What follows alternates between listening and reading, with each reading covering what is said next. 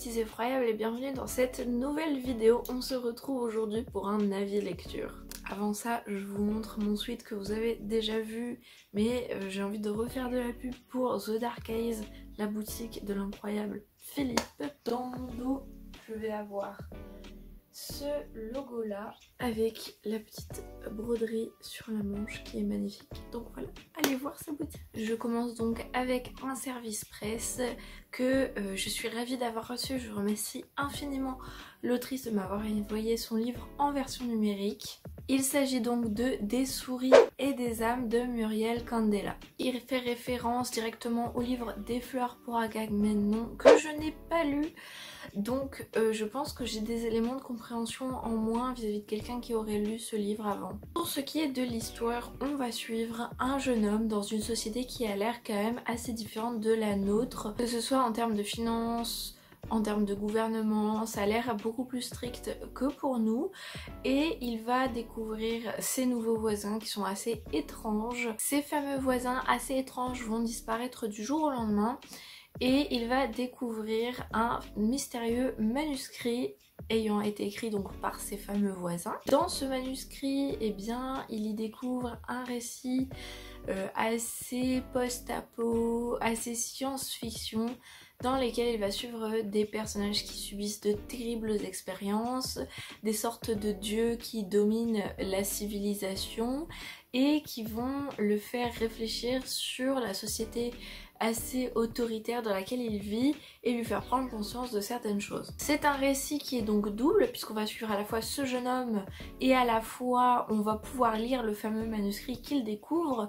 Donc on a vraiment une double histoire et on voit au fil des pages l'effet que ce manuscrit a sur notre personnage principal. C'est un récit que j'ai trouvé très bien écrit avec une plume fluide et agréable et j'ai été très prise dedans parce que c'est un peu étrange, on comprend pas où ça va mener et moi personnellement ça a attisé ma curiosité. Je sais que c'est un aspect qui peut déplaire mais moi c'est vraiment quelque chose que j'ai aimé. Je me suis dit mais où est-ce qu'on va, qu'est-ce que ça va nous raconter au final et à quoi ça va mener, ce qui fait que j'ai trouvé ça super agréable parce que j'avais envie de tourner les pages pour enfin comprendre quel est le but de ce récit et pourquoi ce jeune homme continue de lire ce fameux récit, où est-ce que ça va le mener dans sa réalité. Donc c'est un roman que je vous conseille tout à fait en saisissant bien que c'est assez étrange quand même et que c'est très différent de ce qu'on a l'habitude de lire je pense. Si vous avez lu Des fleurs pour Agamemnon, je pense que c'est d'autant plus intéressant pour vous d'aller lire ce récit et je suis sûre que l'autrice en sera ravie. Pour le Frisson Festival, j'ai ensuite lu Bridget Bishop Origine de David Vinaigre. On va donc être sur une préquelle puisqu'il y a un premier tome qui est sorti avant et celui-ci est sorti après pour expliquer les origines. Je n'ai pas lu le premier tome, j'ai seulement lu ce préquel pour l'EFF. Donc je pense que je n'ai pas tous les éléments en main pour comprendre le récit. On va donc suivre l'histoire d'une jeune fille qui a une enfance assez malheureuse, qui est ballottée avec des gens très peu recommandables et qui va, vous le voyez à la couverture, s'adonner à la sorcellerie et devenir un petit peu une femme terrifiante. C'est un récit qui malheureusement ne m'a pas convaincue pour plusieurs raisons. Je trouve que en termes de plume l'auteur n'est pas mauvais, hein, qu'on soit bien d'accord, mais parfois il en fait trop et parfois il en fait pas assez. Il y a des moments où il va trop décrire et ça va desservir le récit et alourdir. Et il y a d'autres moments où, à contrario, il va passer trop vite sur certaines choses et perdre le lecteur parce qu'on aurait eu besoin de s'attarder un peu plus, de s'attacher un peu plus et de plus rentrer dedans. De plus, l'entrée en matière est pour moi pas très réussie puisque elle me semble un peu brouillonne, un peu floue et ne permet pas du tout d'accrocher au récit. Et l'entrée en matière, vous savez, je pense en tant que lecteur hein, que c'est super important pour accrocher un récit et pour avoir envie de continuer. Et là pour moi je trouve que ça accroche pas du tout le lecteur. Alors si vous l'avez lu, n'hésitez pas à me dire si vous avez accroché. Et donc c'est dommage parce que l'histoire est plutôt pas mal. Moi j'aime bien les histoires de sorcellerie et je trouve que le contexte historique, l'époque dans laquelle ça se passe est assez bien remis en place pour moi, je ne suis pas une professionnelle, je ne suis pas historienne, donc voilà, ça reste l'avis d'une amatrice. Moi, j'ai bien plongé dans ce moment de l'histoire, j'ai bien aimé le fait qu'on a vraiment cette peur de la sorcellerie qui est terrible, et il y a des scènes d'horreur vraiment très gore, très bien réalisées, les scènes de mort je les ai appréciées, donc voilà, tout n'est pas catastrophique dans le livre, mais il y a un problème pour accrocher le lecteur, ce qui fait que j'ai eu envie d'abandonner le livre, ce que je n'ai pas fait puisque je dois le lire pour le Frisson Festival. On est quand même sur quelque chose qui selon moi pourrait être amélioré. Encore une fois, pour le Frisson Festival, j'ai lu Là où les portes sont closes de Richard Herrem. C'est un livre que j'ai énormément apprécié par surtout son mystère. On va se retrouver avec deux jeunes garçons et leur père qui vivent dans une maison isolée complètement, ils ne voient personne. Et apparemment, dans ce monde, il y aurait des créatures maléfiques qui seraient apparues et qui auraient en fait essayé de décimer l'humanité.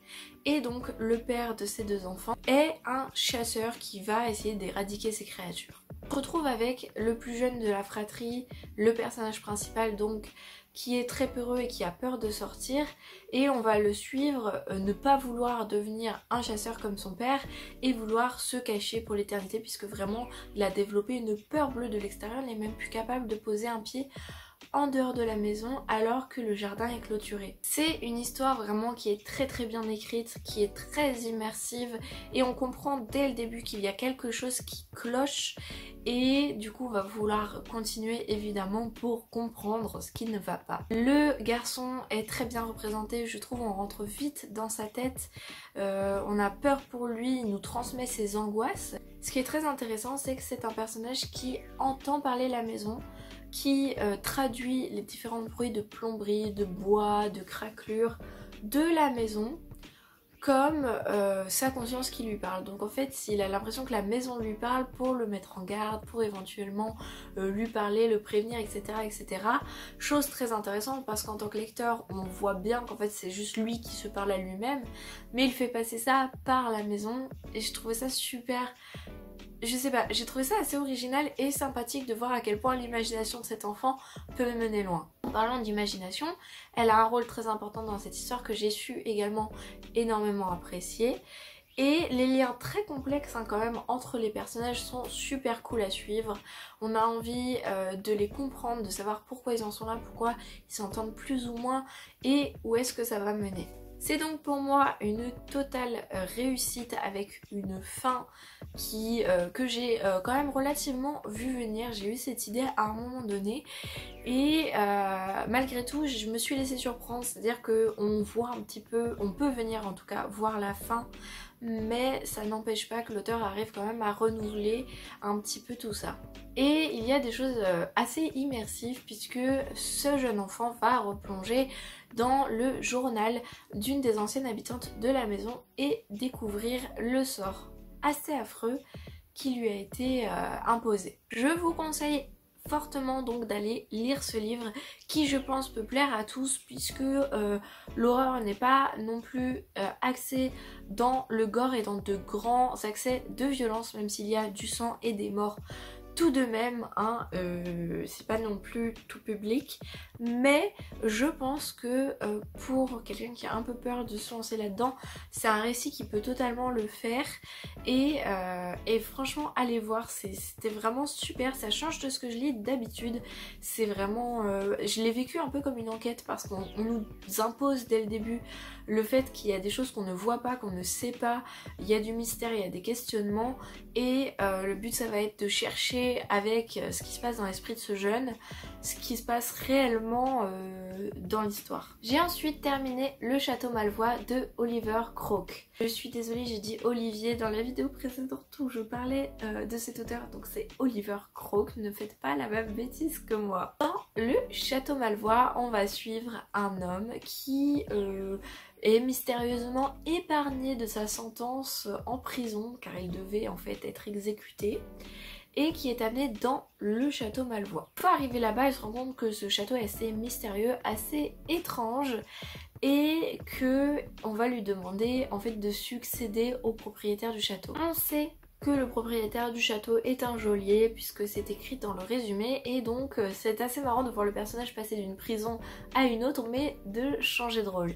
Mais qui est emprisonné dans cette mystérieuse prison? Eh bien il faut lire le livre pour le savoir. C'est un livre que j'ai beaucoup apprécié, j'ai plongé à fond dans la plume de Oliver qui est très agréable, et j'ai trouvé super intéressant de voir son personnage relativiser face à la mort, parce que quand il est enfermé en prison à attendre sa sentence, il s'est résolu à accepter la mort, et au final, eh bien quand on vient le sauver, c'est très dur de faire le chemin arrière, de se dire finalement je vais vivre et il faut que j'accepte cette raison de vivre que l'on m'impose, et c'est assez intéressant de voir son état de pensée changer. En plus, j'ai trouvé les personnages qui vivent dans le château et qui vont intervenir dedans très intéressants, j'ai plutôt bien accroché, j'ai aimé découvrir leur histoire, le pourquoi du comment, leur fonction, etc. Et ça c'était super cool, ils sont très attachants. Et les mésaventures qui vont arriver sont aussi très intéressantes. On va stresser avec les personnages, on va vouloir les aider, on va espérer qu'ils s'en sortent, on va vouloir qu'ils évoluent, etc. etc. Donc ouais, c'est un récit que j'ai apprécié, qui m'a accroché et que je ne saurais que vous recommander. En plus, c'est pas non plus de l'horreur, encore une fois c'est pas de l'horreur, alors là encore plus que le précédent, c'est de l'horreur qui est relativement douce, ça reste de l'horreur, ça reste avec des scènes qui stressent, ça reste avec des morts, mais je trouve qu'on n'a pas ce côté gore, sang, qui peut être présent dans beaucoup de livres d'horreur. Et c'est vraiment un livre qui est parfait pour débuter dans l'horreur, pour une première plongée dans l'horreur. Je pense qu'il est totalement adapté et que vous pouvez vous laisser tenter quoi qu'il arrive.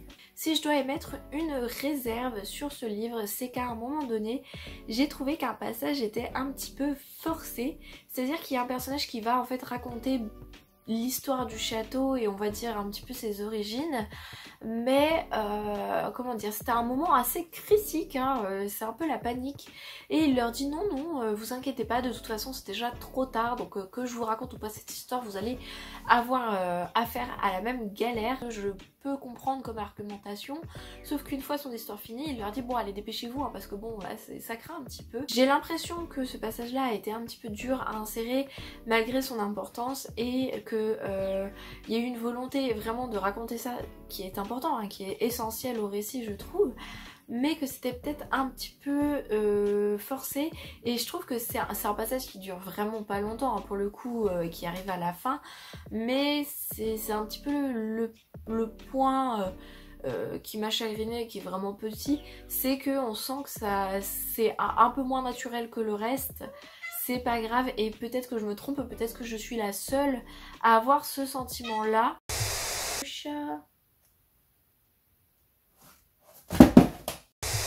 Donc voilà, c'est peut-être propre à moi et c'est tout petit, c'est vraiment pas du tout imposant dans le livre, donc je vous conseille quand même à fond d'aller voir. Pour changer un peu de genre littéraire, j'ai lu Le problème à trois corps de Liu Cixin, je ne sais pas comment ça se prononce, je suis désolée. C'est donc un roman qui m'a été prêté par mon père puisqu'il adore cette histoire, cette trilogie, et il a voulu que je le lise, donc je me suis lancée.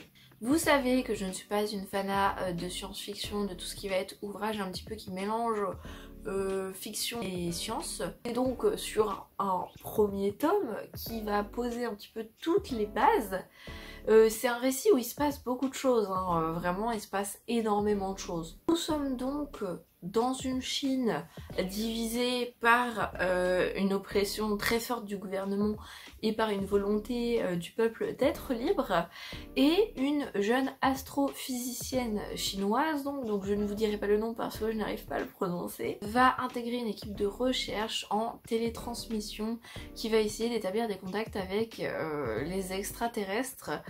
Et ça va plus ou moins réussir aux grandes dames de l'humanité. Alors, pour les amateurs de science-fiction, je pense que ça le fait tout à fait, d'autant que, apparemment, je suis désolée, le chat fait bouger la ring light. Apparemment, l'auteur est un scientifique qui a essayé d'établir des choses qui pourraient fonctionner dans la réalité, dans des conditions bien sûr qu'il explique dans le livre. Donc c'est un récit qui se veut quand même assez réaliste. Moi j'aurais pas pensé ça réaliste si on me l'avait pas expliqué, parce que franchement je suis pas scientifique pour un sou. Il y a certains concepts qui sont difficiles à comprendre, bien que l'auteur essaye un maximum d'expliquer et de simplifier les choses. Si tout est compréhensible de manière certaine, il faut se concentrer, vraiment c'est pas un ouvrage détente. En tout cas pas pour les gens je pense qui ont du mal en sciences, c'est pas de la détente, c'est vraiment beaucoup de concentration pour essayer de saisir tout ce qui nous est dit. Si je résume donc ce que j'essaye de vous dire, ce n'est pas un livre impossible à comprendre, qu'on soit spécialisé ou pas dans les sciences, mais qui demande quand même un certain niveau de concentration pour tout bien saisir pour les gens qui ne sont pas spécialisés dans les sciences. Au niveau de l'histoire, ça a beau ne pas être de l'horreur, il y a quand même certains moments qui m'ont pas mal angoissée parce que les personnages se retrouvent dans des situations pas mal stressantes. On va suivre des personnages oppressés par le gouvernement chinois, on va suivre des personnages qui ont peur de l'invasion extraterrestre, et il y a une partie légèrement horrifique avec un appareil photo que je vous invite fortement à découvrir si ça vous intéresse, que j'ai trouvé assez effrayante pour être honnête. Je vais donc continuer cette saga et lire le second tome pour pouvoir en parler avec mon père, mais c'est pas quelque chose vers lequel je me serais dirigée de base. C'est néanmoins, et c'est vraiment quelqu'un qui n'est pas intéressé par la science, ou en tout cas pas de manière vraiment approfondie, qui vous le dit, ce n'est pas un livre qui m'a déplu malgré tout, donc ça peut passer je pense même si vous n'êtes pas fan. J'ai ensuite lu Quand Hitler s'empara du lapin rose, écrit par Judith Kerr. On est ici sur une autobiographie qui est vraiment très touchante. Encore une fois, j'adore les récits qui vont tourner autour de la guerre, que ce soit la première, la seconde ou encore d'autres guerres. Ici, on va suivre une famille allemande qui voit la montée du nazisme en Allemagne. Cette famille est non seulement allemande, mais juive également. Donc le père, qui est un écrivain assez célèbre en Allemagne, va un petit peu flairer la galère qui va suivre et va dire à sa famille on se sauve, on s'en va, on change de pays, parce que si Hitler passe au pouvoir dans les élections qui ont lieu 2 semaines après, on va potentiellement y passer, d'autant plus que lui écrit des choses honnêtes dans ses articles et critique un petit peu le nazisme et le gouvernement d'Hitler. Donc ils arrivent à fuir le jour de l'élection, donc vraiment ça chauffe. Ils vont passer en Suisse et en France et en Angleterre, et quand ils vont se rendre compte que le père avait raison et que il y a plein de gens qui meurent, plein de gens juifs qui meurent et autres en Allemagne, eh bien ils sont vraiment angoissés parce qu'ils ont échappé de peu à une mort atroce. Quand ils apprennent l'existence des camps de concentration, c'est très dur comme passage, et du point de vue des enfants c'est encore pire. En parlant du point de vue, on va suivre du coup le point de vue de cette jeune fille qui raconte que sa famille a fui. J'ai trouvé ça super intéressant, super beau. Moi les autobiographies c'est quelque chose que je lis peu souvent, mais quand j'en lis en général ça me fout mal parce que c'est jamais très joyeux. D'ailleurs si vous connaissez une autobiographie joyeuse, n'hésitez pas à me donner le titre parce que ça me changera un petit peu. Toujours est-il que c'est très intéressant, puisque souvent dans la littérature on va avoir le point de vue des gens qui sont allés en camp de concentration, qui ont vécu l'Allemagne nazie, mais rarement les gens qui ont réussi à se sauver avant, et le fait qu'ils aient eu du flair, franchement chapeau. Et de voir l'effet que ça a déjà de découvrir ce que l'Allemagne est devenue pour ces Allemands, mais aussi de voir l'effet que ça a pour les enfants de changer de pays tout le temps. Et en fait c'est ça qui est intéressant le plus je trouve, c'est que ces jeunes enfants, ces 2 jeunes enfants ont du mal à mettre un terme sur leur mal-être, le fait d'aller de pays en pays, de ne pas se sentir accepté, de pas se sentir chez soi parce qu'ils n'ont pas choisi de partir, de pas réussir à apprendre la langue, de pas s'habiller comme les autres, etc., etc.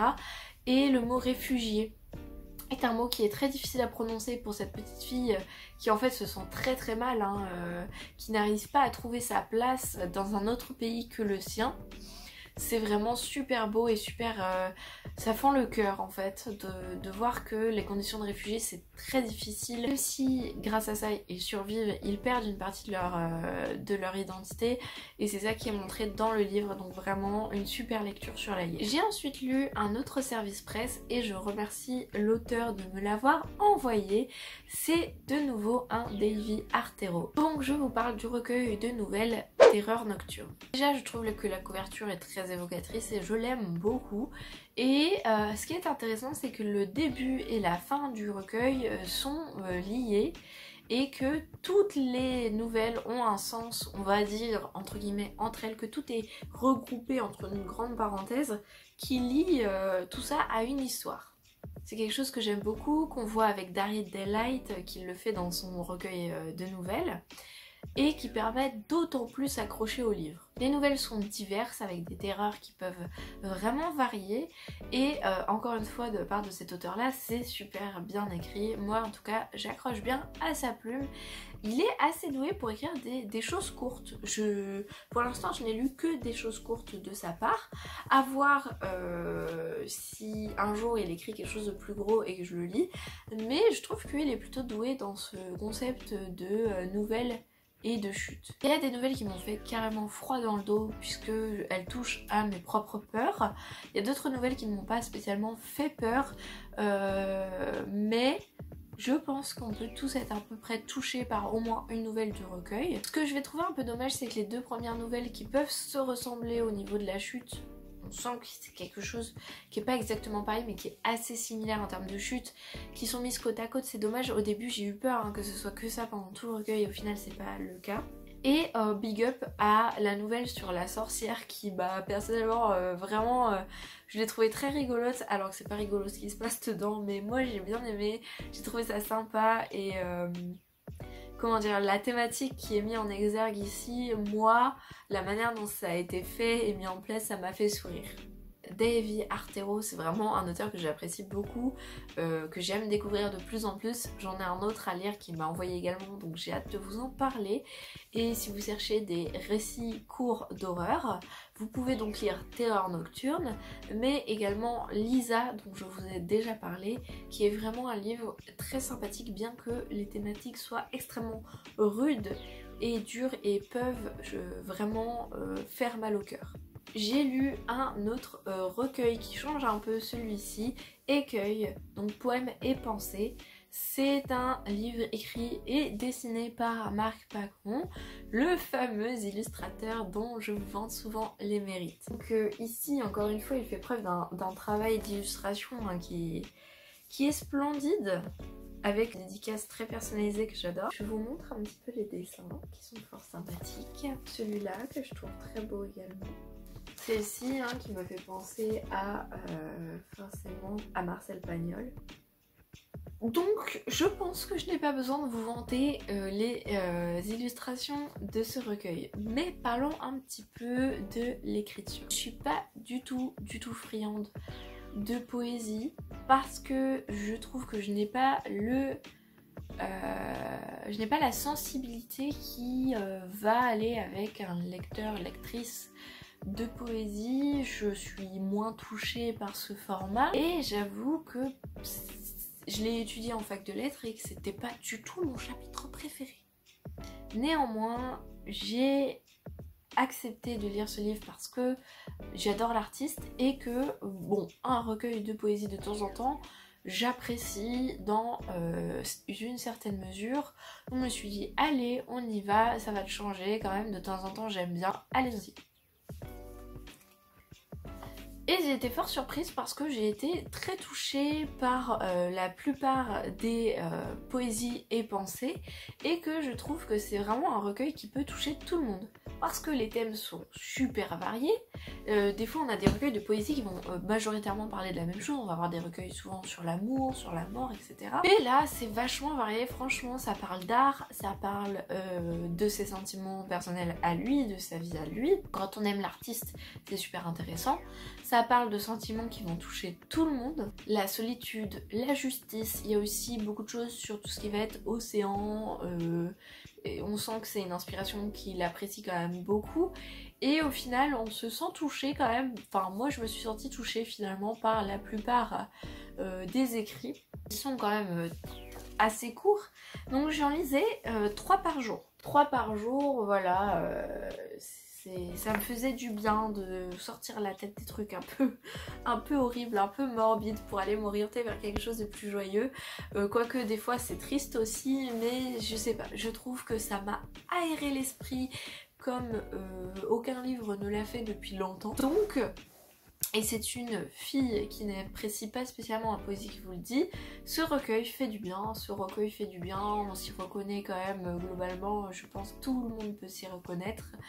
Donc je vous conseille de lire Écueil de Marc Pacon avec une plume qui est parfois tellement élégante, le vocabulaire qui est super maîtrisé et quelque chose de très fin, de très beau qui, comment dire, j'ai une image en tête, c'est que ça vole dans l'esprit en fait, un peu comme des papillons, ça se trouve c'est ridicule, mais c'est ce que j'ai ressenti à la lecture, donc voilà, en toute honnêteté, je trouve que c'est une lecture qui est très voluptueuse, dans le bon sens du terme et qui est agréable. De nouveau pour le Frisson Festival, j'ai lu Le Festin écarlate de John Farades.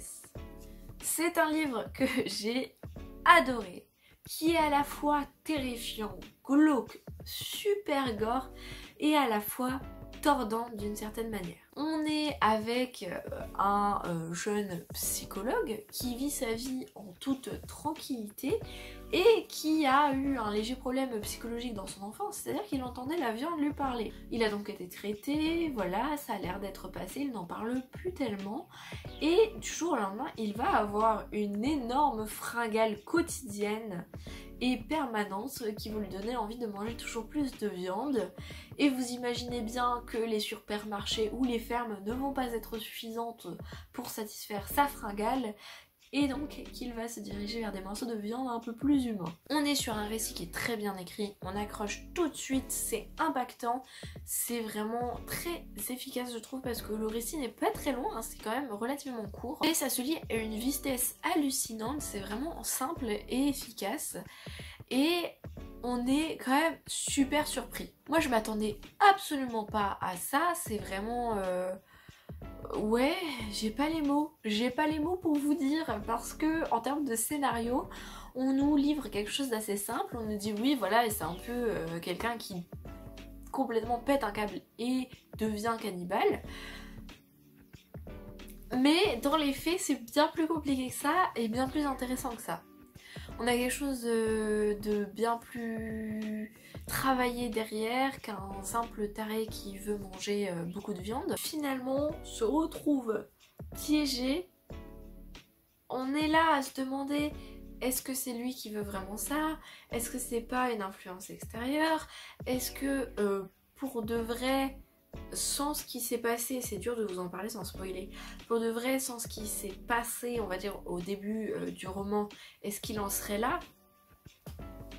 Voilà, une certaine aversion pour un certain personnage dont je ne peux pas vous parler sans vous spoiler. C'est un livre très difficile à chroniquer sans en dévoiler trop, et je pense déjà que j'en ai dit un chouille trop. Mais c'était vraiment trop bien. Si vous voulez un récit surprenant, efficace, impactant et gore, lisez Le Festin écarlate de John Farades. Franchement, gros coup de cœur que je vais me procurer en version papier parce que je veux l'avoir dans ma bibliothèque et je veux pouvoir le prêter pour conseiller ce livre. Notre effroyable journaliste efface un énorme coup de cœur, allez-y. On arrive bientôt à la fin puisqu'il reste 3 livres, donc ne vous inquiétez pas, c'est bientôt fini. Je vais vous parler d'un autre livre pour le Frisson Festival, il s'agit de La Chambre Rouge de Elodie Chantepie. C'est un livre qui va nous raconter l'histoire d'un homme, un policier, qui hérite d'un manoir et dans cet héritage on lui dit surtout n'ouvre pas la porte de la chambre rouge, laisse-la scellée, ne va pas voir ce qu'il y a dedans, sinon tu cours au-delà de graves dangers. Forcément il va avoir envie de l'ouvrir. Donc il va y avoir toute une histoire horrifique autour de ce manoir. C'est une histoire que j'ai trouvée très intéressante dans le scénario. J'avais envie de savoir un petit peu pourquoi, comment ça allait se passer, etc. Et franchement c'est un récit très immersif avec des lettres, des arbres généalogiques qui sont fournis dans le récit pour essayer de rendre un peu réaliste tout ça. Pour moi, de ce point de vue là, c'est assez réussi, hein. On est totalement sur un récit immersif. Néanmoins, si la plume de l'auteur m'a paru agréable et au début j'ai pensé que je n'accrochais pas à la plume, je vais vous expliquer pourquoi. J'ai commencé le livre, je me suis dit, j'ai peut-être un peu de mal avec la plume, j'ai du mal à me lancer dedans alors que l'idée me plaît énormément. En réalité, le problème vient plutôt des personnages. J'ai eu du mal à accrocher aux personnages parce que je trouve qu'ils se cloisonnent au récit. J'explique. Je trouve que une fois ayant fini le livre, les personnages ne vivent pas dans mon esprit et restent ancrés dans le récit.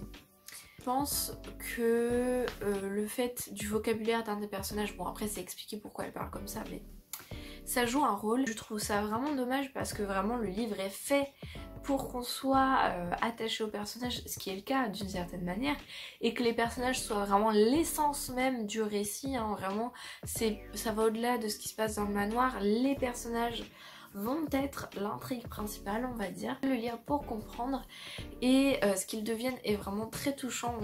Enfin moi j'ai versé une petite larme, mais je les sentais trop fictifs. Ils auraient pu être plus réalistes je pense, et c'est un peu dommage parce que vraiment la fin m'a quand même fait mal au cœur. L'histoire était super à suivre et il y avait des idées super intéressantes, des scènes assez angoissantes. On est vraiment dans des scènes qui vont nous faire penser à des cauchemars que je trouve très bien réalisés et qui vont vraiment chercher à tirer le lecteur dans des angoisses assez fortes. Donc c'est un très bon livre, mais je pense le réalisme des personnages aurait pu être vraiment plus appuyé pour qu'une fois refermé le livre, on ait l'impression qu'il continue de vivre avec nous. J'ai lu La compassion du diable de Fabio M. Michi. C'est un livre qui m'a laissé un petit peu mitigée malgré le fait que l'histoire est vraiment super et que l'idée est très intéressante. On va y suivre donc une enquête dans laquelle des jeunes hommes sont tués, démembrés et parfois des parties disparaissent. C'est un livre qui fait clairement référence à Jeffrey Dahmer sans se le cacher, et on va suivre à la fois le meurtrier dès sa naissance, voir un petit peu comment il est devenu comme ça, et à la fois l'enquête à côté. Donc on a vraiment un double jeu, mais plus qu'un double jeu, on a beaucoup de temporalités et de points de vue différents qui sont développés. Le problème, c'est que je me suis sentie complètement perdue sur des chapitres qui font à peine 2 pages parfois, et on passe d'une époque à une autre époque, à une autre époque, à une autre époque, qui ne sont rarement les mêmes.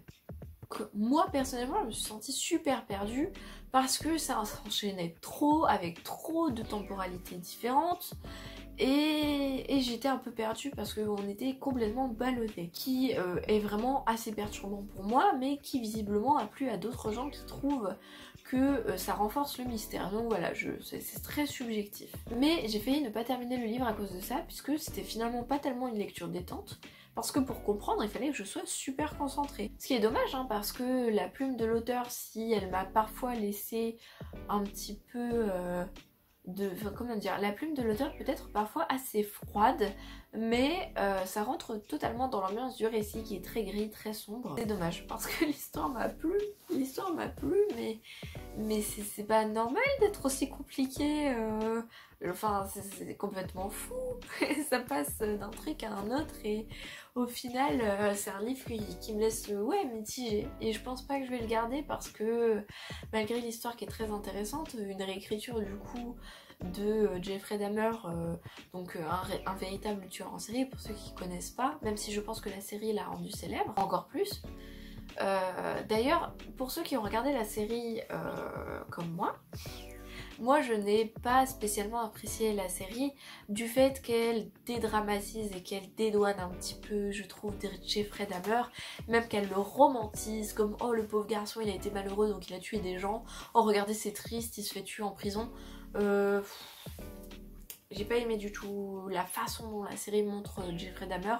Jeffrey Dahmer était conscient des atrocités qu'il commettait et aimait faire ça, et à aucun moment il a regretté avoir fait ça, donc non. je suis pas d'accord, je n'accepte pas le point de vue qui a été montré. Là c'est vraiment, on dédouane pas le tueur, mais le titre, la compassion du diable, bah j'ai pas eu de compassion, hein. Faut arrêter d'essayer de nous faire avoir de la compassion pour des gens horribles, c'est pas normal. On dit effectivement souvent que les tueurs en série ont eu des enfances malheureuses, ce n'est pas une raison, il y a plein de gens qui ont des enfances malheureuses et qui ne tuent pas en fait. Donc voilà, assez mitigée sur la volonté du roman de nous faire avoir de la compassion pour un être abject, et assez mitigée sur la temporalité qui m'a pas trop plu, mais c'est un roman qui a quand même des 5 étoiles sur Babelio, donc voilà, à vous de décider si vous avez envie de vous lancer ou pas. Et enfin, j'ai lu Cavalier de l'orage de Chrysanthème. On va donc être là sur ce qu'on nous vend comme un slasher, on me l'a vraiment vendu comme ça, mais je trouve pas tellement que c'est un slasher, ou en tout cas très peu, je sais pas, j'ai eu du mal avec l'idée du slasher. En effet, c'est vraiment des personnages qui vont tuer d'autres gens et partir à leur poursuite, mais je sais pas, j'ai pas eu trop l'effet slasher qu'on peut avoir dans d'autres. Je suis pas une experte du genre et je vais d'ailleurs retravailler ce point pour pouvoir être un peu plus à l'aise dessus. Néanmoins, c'était une très bonne lecture, la plume est simple et efficace, et pour le coup quand je dis simple et efficace, c'est vraiment ça tape dans le mille et encore une fois c'est impactant. Un frère, une sœur et la copine de la sœur qui voyagent et qui sont des êtres assez terrifiants qui vont être face à un imprévu lorsque la voiture va tomber en panne. C'est un récit que j'ai aimé suivre, l'auteur fait preuve de beaucoup d'humour, chose que j'ai appréciée. Ma story sur Instagram, sur un des passages du livre, vous a beaucoup fait rire.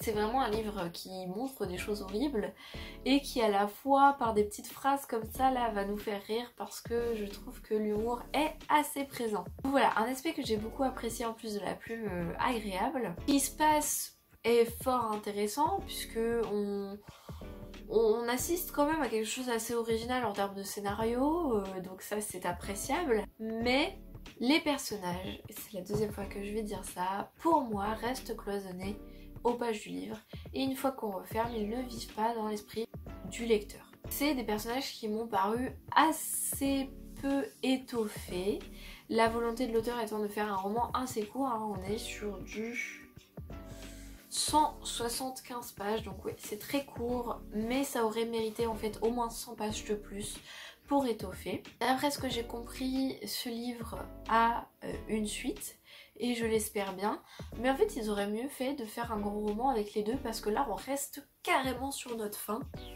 L'histoire est super, mais on reste vraiment sur notre fin, avec des personnages pas assez étoffés dans un premier tome. D'autant plus qu'un des personnages ne sert strictement à rien, n'a pas d'histoire, n'a pas de vie, et alors là j'espère vraiment qu'elle va être approfondie dans la suite, parce que sinon c'est carrément une bêtise de pas avoir donné plus de sens à ce personnage. Donc un super récit que j'ai aimé, que je vous conseille, mais je vous conseille de vous procurer les deux livres. Alors j'ai pas très bien compris lequel est la suite de tous les livres de Chrysanthème. Je m'informerai au Frisson Festival puisque les éditions Faute de Frappe seront sûrement présentes, et je vous en dirai plus une fois que mon copain l'aura acheté puisque c'est à lui. Et tout va se baser sur cette suite. Si cette suite approfondie et est tout aussi humoristique et bien écrite que la première, ce sera pour moi une œuvre superbe. Voilà, je reste sur ma faim, ce n'est pas un mauvais livre, c'est juste un livre qui manque d'ingrédients. Et voilà pour moi pour cette avis lecture, j'espère que ça vous a plu, j'espère que je vous ai donné envie de lire certains livres, que d'autres ont suscité de l'intérêt pour vous, et si je n'ai pas aimé des livres que vous avez lus, bah, n'hésitez pas à me dire ce que vous avez aimé dedans. J'hésite à rajouter quelque chose à mes chroniques YouTube, à chaque livre que j'ai aimé ou pas aimé, à aller voir les commentaires Babelio et à vous tirer des commentaires qui sont contraires aux miens pour essayer de nuancer ma chronique. Est-ce que ça vous intéresserait ou est-ce que vous en fichez complet? Voilà, savoir un petit peu si ça vous ferait plaisir de nuancer le propos, de dire j'ai pas aimé ce livre, mais les commentaires Babelio disent ça pour ceux qui ont aimé, et j'ai aimé mais ceux qui n'ont pas aimé disent ça. Ah, ça peut être intéressant de nuancer un petit peu plus. Et vous qu'aimeriez vous voir dans les prochaines vidéos. Sur ce, je vous dis à la prochaine les effroyables.